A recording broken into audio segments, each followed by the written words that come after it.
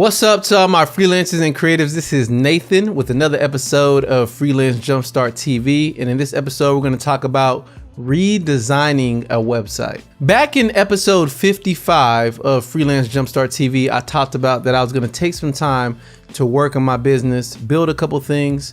And one of those main things was redesigning a website. So I'm finally to the point to where I've begun redesigning my website, but rather than keep it in my secret product lab, I want to share it with you. I'm still in the early stages of concepts and doing research and trying to compare what is currently trending in design for content and content creation. So I'm in the early stages, but I wanted to take some time to show you some of my thinking at the moment.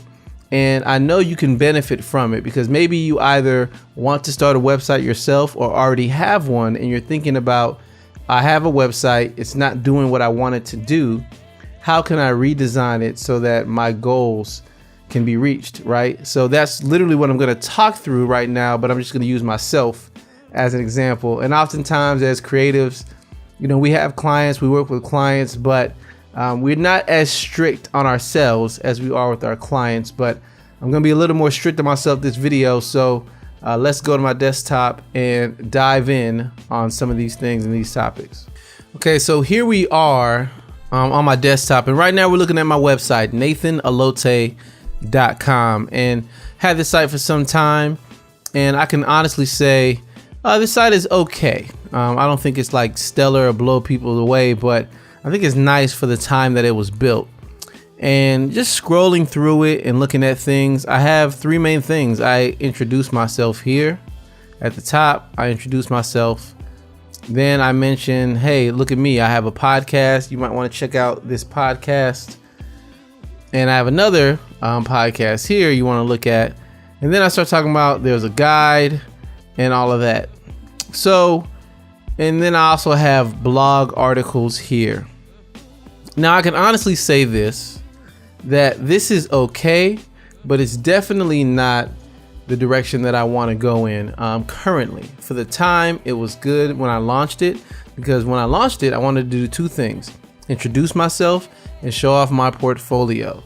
But now I do more teaching. I'm teaching other creatives about what to do and how to grow their business. And this doesn't reflect any of that on the homepage. So I need to talk about who I am, why it's important, and how I can help somebody.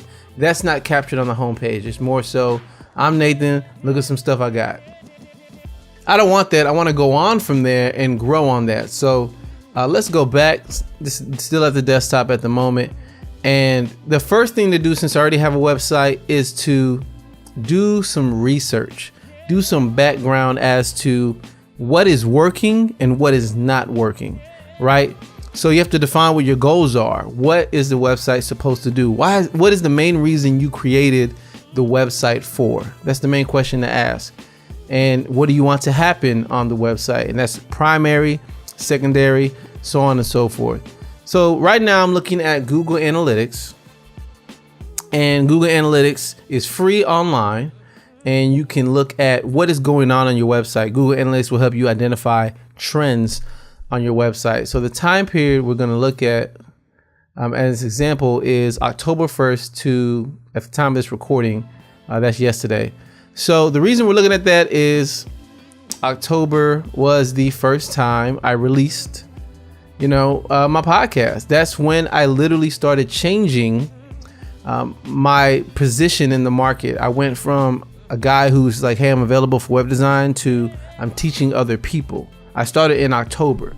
So that's why I'm using that and wanting to move forward on that date.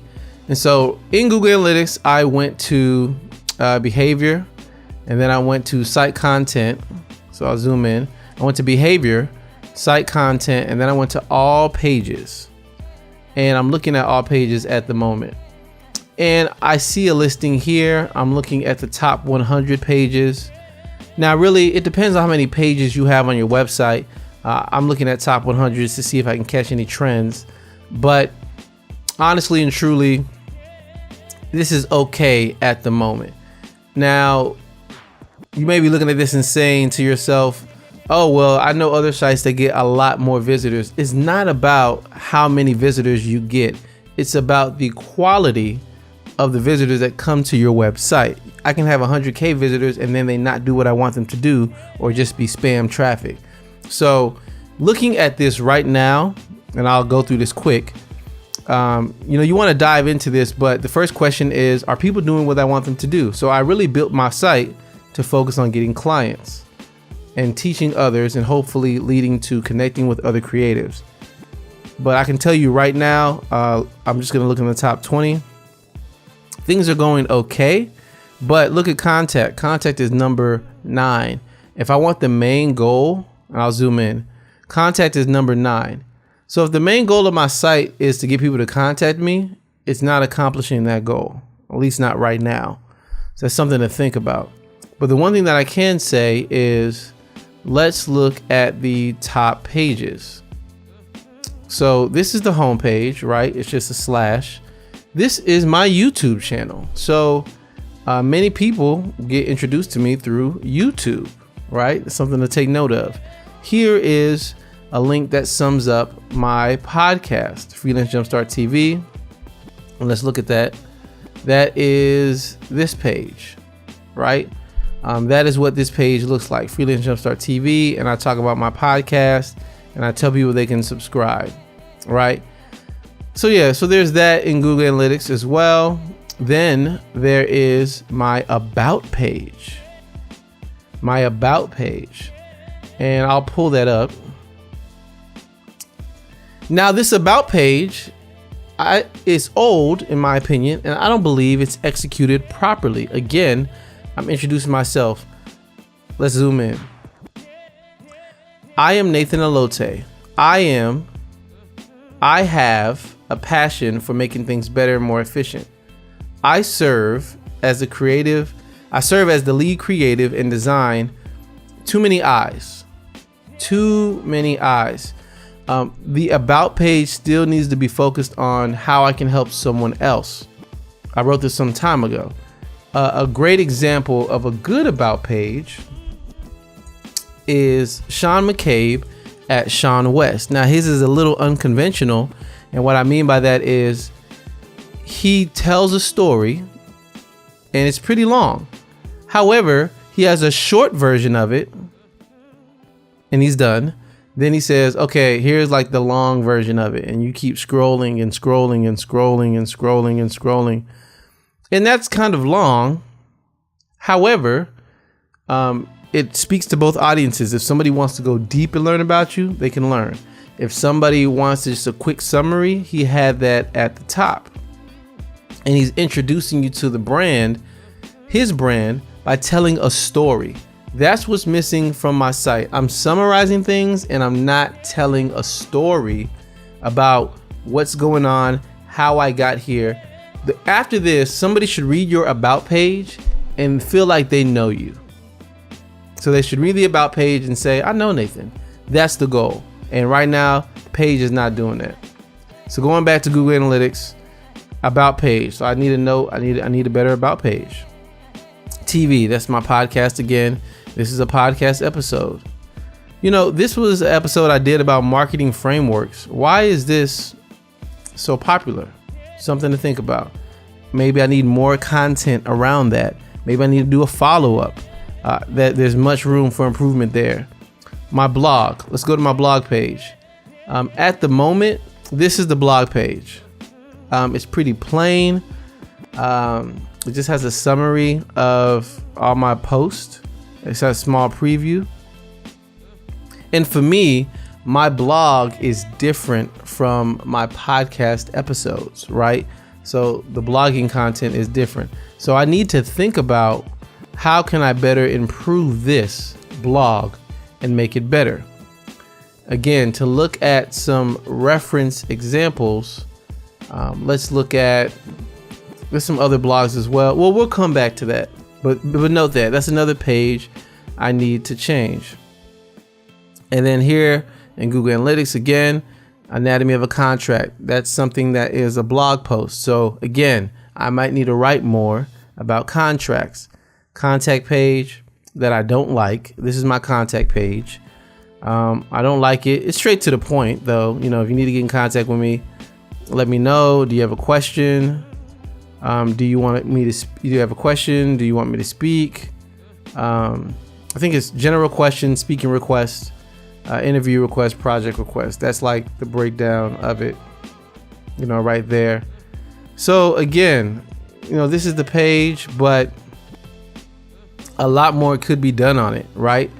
So again, if you have a website that already exists and you're looking to make it better, you have to use something like Google Analytics and step through it and ask yourself some tough questions. Am I getting the result that I want? And when I look at Google Analytics, in the past it was okay. Right now it's not. I want people to know my podcast and I teach. I want people to know I can help them. I have a goal of introducing people to some of the products that I've made, and right now the site is not doing that. But again, I would come through Google Analytics and see what people are interacting with. Just on here, I can see people like the episode I did where I talked about co-working spaces. I might need to follow that up. People like validating your business idea. But again, if you saw in Google Analytics like I saw, my main source of traffic to the website is from YouTube. And so I need to dive deeper into the different areas in which I'm doing content to find out. So let's pull up stats for YouTube, and I'll pull that up. So again, if you are listening to the podcast, this episode is really focused on me diving in some numbers. So I would recommend checking out the video, or to the best of my ability, I will try to call out what I'm looking at, just so that you can have a frame of reference for what I'm doing. But again, there's just tons of things to look at that would be more beneficial if you looked at it via video than audio. But even still, I'm going to write a summary on all this too, so you can get value out of that as well. So again, going back to YouTube, we need to dive deeper into YouTube. So if YouTube is the number one source of traffic to my site, what content are people interacting on YouTube? You can take the same logic. If you're on Pinterest, if you're on Instagram, if you're on Twitter, you can look up the stats on Twitter. You can look up different stats and see what do people interact with the most, right? What got retweeted the most? What got shared the most? You got a Facebook page. What got the most likes? What got the most shared? You can do all of that on any social media channel you're on and dive deeper. So we're going to dive deeper into YouTube. And to keep things simple, there's many things I can look at. There's watch time, there's likes, there's comments, there's shares. But I'm simply going to look at views. Really, you want to optimize because of watch time. But in my case, the way lifetime views is set up is almost equivalent to the order of watch time. So they're similar. So just looking at this is pretty much a summary of my most popular videos on my channel. And a quick caveat, the way my podcast is set up, I have a video podcast and I have an audio podcast. So YouTube is really just the YouTube side of things. I still need to look at my podcast player to see what happened with the video podcast I have on iTunes, in addition to the audio podcast I have. So I'm different, but again, on YouTube, what's working? So I zoomed in and I see Freelancer Entrepreneur has the most views. You gotta take note of that. Will streaming a Canon 70D work? I made a video talking about streaming from DSLR cameras. That was more of a how-to, and I walked people through the process. Pricing psychology, okay? Invoice is not a contract. Again, Save Marketing Framework. We saw that on the website too when we were looking at Google Analytics. 8 ways to validate your business idea. Here's a Canon again. Value-based pricing. The price is wrong, which is a keynote talk I did. So just at first glance, and I'd have to comb through all these as well, but just at first glance and looking at how this is set up and some of the feedback I have from it, this is important. Will streaming a Canon 70D work? That means, and it's a fairly newer video in comparison to everything else, because the other thing you would look at is the date. How old is the video that has the views. How old is it? So it's fairly new. It was done in 2017 and has all these views. People want to know more about that. So that means for me, when I am doing all the processes that I've learned on how to podcast and edit podcasts and use DSLR cameras and all this stuff and how to build websites, I need to create more how-to content where I literally do screencasts and show people what I'm doing. That's a clue. Here we had pricing. Here's another thing about invoicing and contracts. Here is value-based pricing part 1, my keynote talk on pricing, how I made $3.75 an hour. Price. More content around pricing. That means content on my website or content on YouTube. I need to do more about that particular thing. So again, you follow the same process and comb through. And if you see similarities, if you see a lot of the same theme, like I saw with pricing over and over again, go deeper on that. Here's another thing about business structures. Here's another thing about clients. So there are buckets that I need to create. I can already see I need to do something about motivation. I need to do something about how to. I need to do something about pricing. I need to do something about clients. I'm seeing all these things as I comb through this content. All that is there. So going back to my website, let's talk layout for a moment. Now, layout and information architecture is about getting people to go down the path that you want. And I'll be honest, I built an awesome tool, an awesome resource called Freelance Jumpstart. It's awesome. Like, I'm not just saying that because I want people to think it's awesome. It really speaks for itself. So this is really great content, and I do want people to get here, but introducing them to an online resource and course talking about freelancing and all this content is a lot. The first touch point of my brand at the moment is YouTube or my homepage and my website. So I don't want to just throw that in their face. I need to treat people coming to my website like it is a real life interaction. When you introduce yourself to somebody, you talk to them, you work with them, you speak with them, and then you get to know them. And over time, trust is built. I got to build trust. And right now, my site's not doing that. So some examples I've been looking at. One, we got the man, Pat Flynn. Pat Flynn has smartpassiveincome.com. He talks about how to build a business that's ethical with passive income. In other words, you build something, you make it available for sale, and you move on to the next project, or you do some other things to cultivate what you've built. And it's not just client one-to-one interaction. It's something that can be sold and help you make income on the side, right? So that's what he does, and he's been in existence for some time. He's been in existence. He was just born. No, but he's been doing this online for some time, and he had a lot of content. He went through a similar redesign process because it was so much content. It's like, wow, I built this so long ago. I got to rebuild around the content. So I just looked at some of what he did. Here's his book he has. Did I mention I wrote a book too? Yeah. Anyway, here's a book that he has. So he has that front and center. And then he says he separated his content in buckets: podcasting, blogging, email, tools, affiliate marketing. I'm going to click on podcasting. And he says, this is how you start a podcast, right? And he has summary of how he came about and started podcasting and how long he's been doing it, what to expect. And then he shows you, man, here are the articles. Here's everything you need to know here's Leadmatic, but here's everything you need to know about podcasting. Here's my content on podcasting. He has it front and center. In my case, I might need to do something similar in organization wise, not like just copying his style, but organization wise. What are my buckets? So if you have content out there, so if you're listening, watching, and you have content out there, you got to ask yourself the question: if you're writing, how can you separate your content into buckets? Here's a clue. I love the way Sean McCabe says this. I don't know if I'm going to say it right, but he says you don't wait till you figure out what you want to write about, then start writing. You write to figure out what you should write about.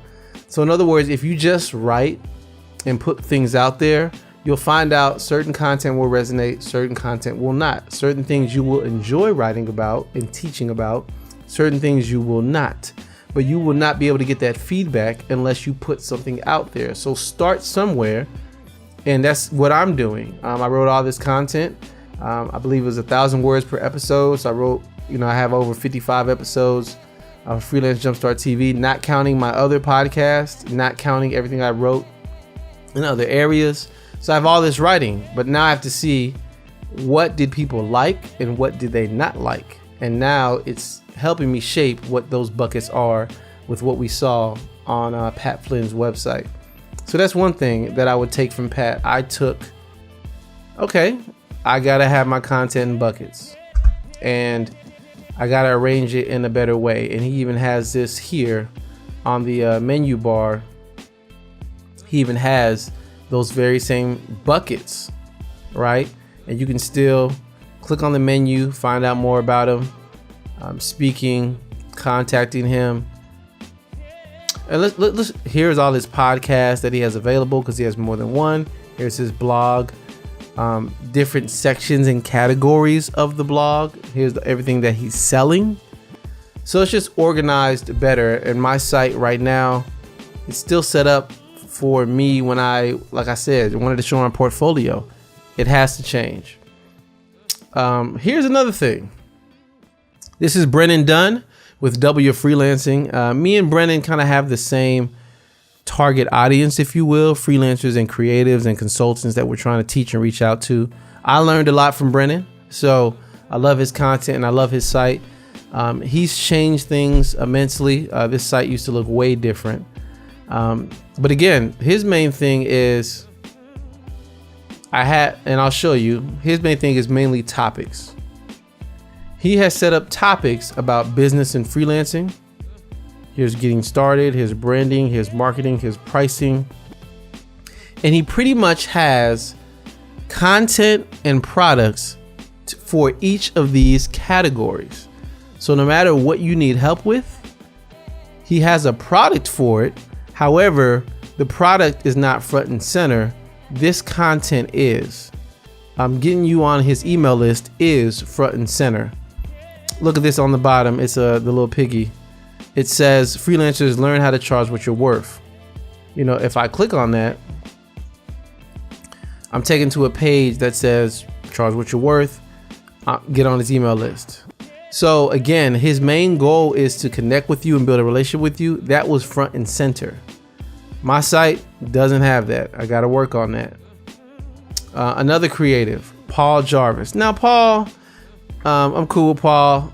I know Paul, learned a lot from Paul, still read him. I think Paul's an inspiration, but he also does things very differently. He doesn't tend to care what other people think. He's going to do it his way. And he likes testing things. He likes trying things. He's more so like, try it out. Doesn't work, do something else. That's Paul's, point of reference and what he wants to do. But even on Paul's site, again, and this is something, here's a trend I wanted to call out. I'm gonna go back to Pat's homepage. On his homepage, he introduces himself. Here's a picture. He's introducing himself, trying to make himself personable. We even went to Brennan's homepage, Brennan Dunn. Here he is introducing himself. Again, hi, how you doing? My name's Brennan. Charge what you're worth. This, like in I'll say this, I'm getting too excited. In the hero area, it's simple. He's literally telling you, here's my picture. So this is who I am. Here's how I can help you. Whether he knows or not, it's like, hey, I have something free to help you out. If you want to learn how to charge what you're worth, it's in the first area. Those 3 questions were already answered. Who I am, a little about me and how I can help you. It's already there. right here in view. Same thing for Pat. Already has it. He's a little more popular, but he has that. And here we are again with Paul. Here's a picture. This is who I am. This is how I can help you. Hey, I'm Paul Jarvis. I help nice folks build resilient and sustainable companies of one. So basically, you're going to do your own thing. You're going to be a solopreneur. This is Paul. And he's a writer as well. And here's the email, connecting with your email inbox to build a relationship with you in the future. And then you can read about his articles. Paul is more of a minimalist, or at least his designs are minimalistic, meaning that there's not a lot of bells and whistles and imagery and graphics. It's really, he focuses on colors, white space, and content. So his is like, hey, I want my content to resonate with you. Forget all these graphics and cool things, like content. And he's utilizing that straightforward. Look, what can I do on this page? The only thing I can do, and this is an article I'm reading, the only thing I can do on this page is either read this article or hop on the email list. That's his goal. His goal is content, building relationship, building trust. And then, yes, he does have products. He has it available, but he's not trying to reach that to you on his homepage. His homepage is literally just, and here's his about page, by the way. Again, better than mine. Mine was me. He just says, look, I'm a writer. I've set trends in different things. I've broken trends. I'm a business strategist. Look at all the articles I've written in other publications where people have taken my advice. So again, social proof on that page. So yeah, that's Paul. And I'm gonna go back to his homepage. So there's all these people who have adjusted things and where their homepage is putting in more work. And the last one I'll show is Jason. Jason does stuff. He's changed his site a little bit, but really now he's taking the step of introducing himself. This is who I am. This is what I've done in the past. And these are the tools on how I run a successful business. This is what I'm working on now. And hey, learn more about me. Again, he's changed things to say, I want to tell you about who I am and what I've done, because I've already accomplished a lot. So I want to tell you what I've done, but I also want to connect with you so you can learn where I'm going. That's his strategy. So there's many more I could show, but I walked through all those things because for me, it's abundantly clear that I need to change things about my site. Number one, the homepage, I have to introduce myself. I have to talk about why it's important for other people. I have to redo my about page. It has to get redone. Like, I can't just leave it as it is. My about page needs to get redone. I can't just leave it there. My blog, I can't just leave this how it is right now. It definitely is not even, it's not even showing everything that's available. Someone can't glance at this and see the different topics. I might need to take a strategy like, this is Intercom's blog. Intercom does customer service and live chat and different things like that. Customer support. This is their blog. I like how they have it set up. Like, you can see there's different topics. There's different areas going on. Very strong presentation of what they have. Here is Crew. Crew.co. The way they have it set up. Hey, here's the main new thing you want to look at. Here's some other articles we can have. You can see many things at once. On mine, you don't see everything at once. So I want to show the breadth of knowledge I've been teaching about. My blog doesn't do that. Also, they got the topic breakdown. I don't have a topic breakdown like this. I got to do that. And here is Millo.co. Again, you can see all these articles they have available for freelancers. So again, none of these are better than the other. They're all just different ways to execute redesigning your website. So yeah, so from here, I just made a bunch of notes. I made a bunch of notes of what I wanted to be changed. different things I saw out there that I liked. Because I had the content, I'm able to design around the content. That's what I'm doing. That's what I'm moving forward with. So the next step is deciding what I'm going to change and what I'm going to design. So really, the next step is really wireframing and drawing a couple of things. And I actually have a couple of things I drew. I'll show you really quick. Yeah, so I have a long way to go. Like I said, I'm in the beginning stages. This is a lot of research I've been doing, but can y'all see this? I'll just hold it up. Nothing fancy. Right now, this is literally what I've just drawn and what I'm thinking. I'm just making notes, drawing little wireframes of how pages could look. This is my home page. As you see, it could be my home page is right here, and there's a page I want to put all the books that I've written there. Down here is a new segment of my podcast. This is how I want to lay out my current projects.